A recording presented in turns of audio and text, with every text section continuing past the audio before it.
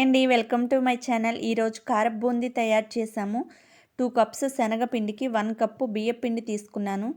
బియ్యపిండి పొడి బియ్యపిండి కాదండి, తడి బియ్యపిండి. తడి బియ్యపిండిని ఎండలో ఆరపెట్టి ఆ పొడి అయిన తర్వాత ఆ పిండిని నేను బూందీకి యూజ్ చేస్తాను. అలా చేస్తే బూందీ రౌండ్గా హోల్స్ లేకుండా వస్తుంది.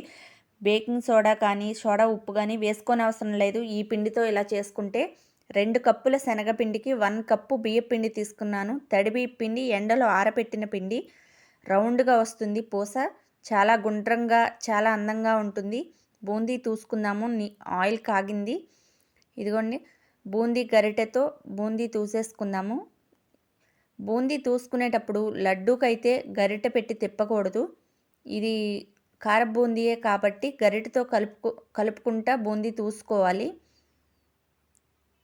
బూందీ వేగుతుంది, కొంచెం సేపు వేగనివ్వాలి. పూసగా రౌండ్గా గుండ్రంగా చాలా అందంగా వస్తుంది. చూసారా, నేను ఏ బేకింగ్ సోడా కానీ సోడా ఉప్పు కానీ ఏమీ వేయలేదు.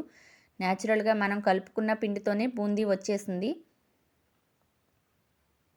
మొత్తం మిగిలిన పిండిని కూడా ఇలా బూందీ తూసేసుకుందాము రెడీ చేసుకోవడానికి.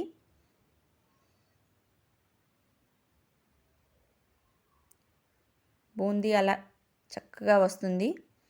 పట్టుకుంటే అలా స్మూత్గా అయిపోతుంది. చాలా బాగుంటుంది ఇలా చేసుకుంటే. అక్కడ చూడండి ఎంత గుండ్రంగా వచ్చాయో. మిగిలిన పిండిని కూడా బూందీ తయారు చేసేసుకుందాము. రెడీ చేసేసుకున్నాను. ఆ తర్వాత పల్లీలు 1/2 kg తీసుకున్నాను నేను. పల్లీలని ఆయిల్లో వేసుకుని వేయించుకుందాము బూందీలోకి కలపడానికి. ఇవి కొంచెం వేయించుకుందాము ఆయిల్లో. వేగాయండి, తీసేసుకుందాము. రెడీ అయిన బూందీలోకి ఈ పల్లీలు వేసేసుకుందాము. వేపిన శనగపప్పు కూడా వేసుకోవచ్చు, నేను వేయలేదు. ఇలా చేసుకుంటే ఇది ఒకలాగా ఉంటుంది, వేరే టైపు వేరే మోడల్లో ఉంటుంది. అది ఇంకొకసారి చూపిస్తాను. వీటిని వాము బిస్కెట్లు అంటారండి, మీకు తెలిసే ఉంటుంది. వీటిని ప్రతి కిరాణా షాపు ఏ షాపులో అయినా దొరుకుతాయి, మాల్స్లో అయినా. వీటిని కూడా నేను 1/2 kg తీసుకుని ఇలా వేయించుకుని ఇందులో వేసేసుకున్నాను బూందీలోకి. కరివేపాకు శుభ్రంగా కడిగి నీడలో ఆరబెట్టాను, ఎండలో కాదండి, నీడలో ఆరబెట్టాను. దీన్ని కూడా డీప్ ఫ్రై చేసుకుని ఒక ప్లేట్లో ఉంచుకుందామండి. లాస్ట్న అన్నీ వేసిన తర్వాత కలుపుకోవాలి.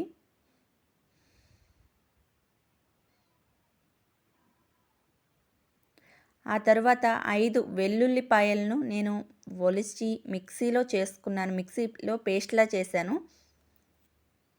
రెబ్బలతోనే వేసేసానండి, రెబ్బలు క్లీన్ ఏం చేయలేదు, రెబ్బలతో వేసేసాను. కొంచెం వేయించుకుందాము. ఈ బూందీకి స్పెషల్ ఏంటంటే ఈ వెల్లుల్లి పేస్ట్ అండి. ఇది వేసుకుంటేనే బూందీ చాలా టేస్టీగా ఉంటుంది. కొంచెం ఆయిల్లో ఈ వెల్లుల్లి పేస్ట్ని వేసుకుని ఎర్రగా వేయించేసుకుందాము. రెడీ అయిపోయింది, వేగిందండి. తీసేసుకుందాం మనం బూందీలోకి తీసేసుకుని అలా బూందీ కప్పేద్దాము. ఎందుకంటే ఆ స్మెల్ పోకుండా ఉంటుంది, మంచి సువాసన వస్తుంది వెల్లుల్లి పేస్టు. ఆ తర్వాత ధనియా పౌడర్ వేసాను, అది వీడియో క్లిప్ కట్ అయింది.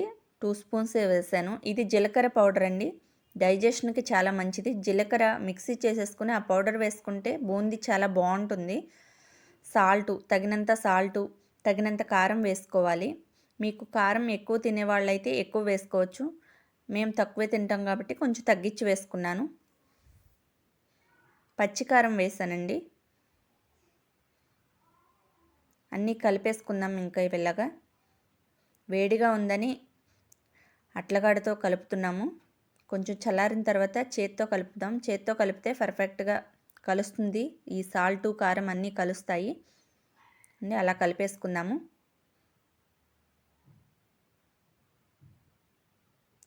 ఆ తర్వాత సాల్ట్ ఏమన్నా తక్కువైనా వేసుకోవచ్చు, కారం తక్కువైనా కలుపుకోవచ్చు. అయిపోయింది. మనం ముందుగా వేయించుకున్న కరివేపాకుని వేసి మరీ ఎక్కువగా కలపకూడదండి, పైన అలా కలిపేసి వదిలేసేయాలి. అంతేనండి, మన కారపు బూందీ రెడీ అయిపోయింది. ఈ సంక్రాంతి స్పెషల్. మా వీడియోకి లైక్ చేసి షేర్ చేసి సబ్స్క్రైబ్ చేయండి. వీడియో చూసిన వారు లైక్ చేయండి. రుచికరమైన కారపు బూందీ. ఓకేనండి. Bye friends.